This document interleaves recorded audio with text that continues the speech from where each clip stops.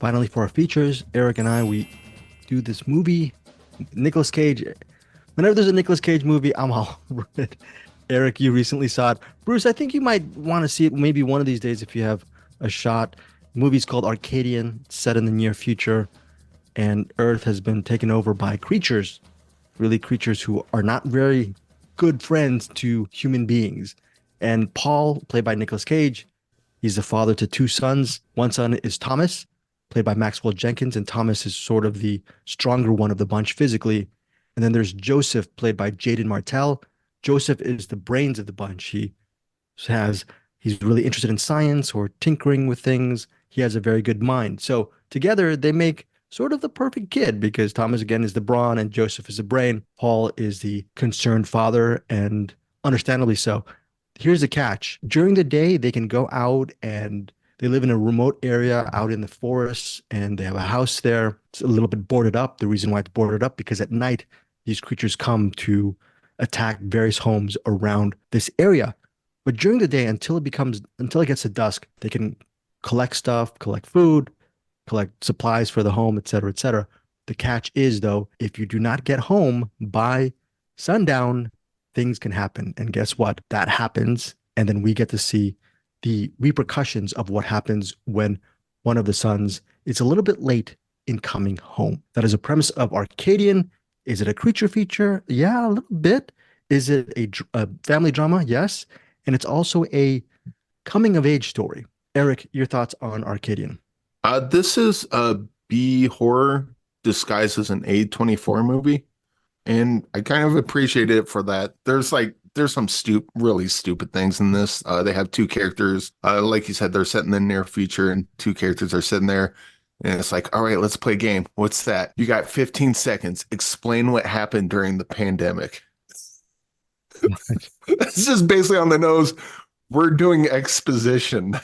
Yeah, that's It true. was more or That's true. less what there's some of the geography in the action scenes don't quite make sense, and Okay.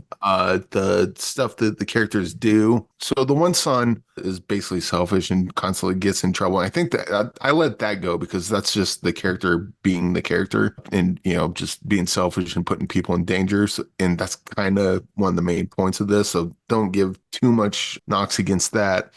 But like other stuff characters do, like don't quite make sense. It feels like, and I have no idea if any of this was in the script or not, but it felt like I've read scripts where people would type stuff out, and I think in their head it made sense, but like if you were to shoot it, you're like, that's no.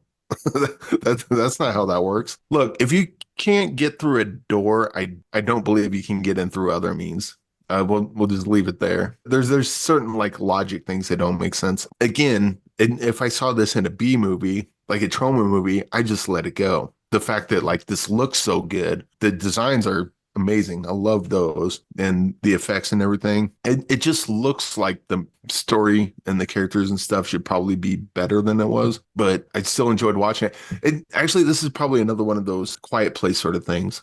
Like the Yeah. Quiet Place looks real good. I enjoyed watching it, but like going back and thinking about it, I was like, this movie is stupid. But for some reason, I just didn't care. I enjoyed it regardless. It's kind of similar with Arcadian. The movie starts with Nicolas Cage. I think it feels like almost a one take. You could hear either explosions going off, you hear there's some sort of radio footage, just PSAs, announcements. It sounds like it's sort of an end of the world situation, and it's a one take sequence in the opening, and it ends with him holding these two babies. And it's a really great sequence, and it's a great way to open the movie. That's my favorite scene in Arcadian. That's actually my favorite scene because it's a Nick Cage Oh, mine's oneer the that's really awesome. Yeah. Oh, there's something else. Yeah. that was my favorite one. Okay. Yeah. There's something else. Yeah. Eric was doing something with a hand, but that's not a spoiler because that's a very interesting moment as well. But overall, I was expecting to love this movie, and I think because it's set in the house, and there's a section called I think Eric, it's like a Rose Farm area. Their neighbors are a little bit far away. I wish there was a little bit more world building in this movie regarding that Rose farm and the family and everything. This movie didn't really completely connect with me, but still on the B horror, B thriller, coming of age element, it still is worth a mild recommend for me.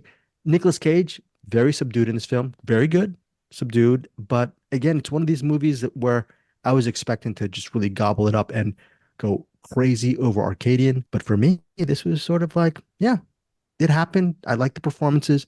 The creature design, the production design was fine, but there was just something lacking for me in this movie. I don't know. I don't even know specifically where to put it. It was just felt like almost a near misfire, but I would still mildly recommend Arcadian if you're a Nicolas Cage fan and you want to see him play something different. Again, the two kids, Maxwell Jenkins and Jaeden Martell, they're very good in this movie as well. My rating for Arcadian is 3 stars. What about you, Eric? Well, first with the neighbors, that whole scene doesn't make sense with Right. how they figured out like, oh, you can stay, but you can't. I'm like, that what? Yeah. The part with the hand, that scene was so good until the thing happened. And I'm like, Right. no, no. So many things have to go exactly right for that to happen. Exactly. Like it's just if this thing, like if they tighten up the like all the dumb things, this would have been like a classic horror movie. Or if it didn't look so good, like if it didn't like it didn't look so polished and like the filmmaking wasn't great, this would be like a great B movie. Like, watch on Saturday or midnight movie sort of thing. And it's kind of both those things at the same time, which is kind of odd, but at the same time, still enjoyed it. So I'm kind of with you on the 3 stars. Nearly want to go 3-star banger, but I'm really curious of what people think of this because there's just some really great stuff in this, and then there's some really dumb stuff in this. So it's kind of back and forth. It's still worth a watch, a mild watch. Again, I was disappointed. I was expecting more, but still I ended up being a mild recommend. That's just it. I wasn't disappointed. You were not disappointed. Okay, 3 stars for Eric, 3 stars for me.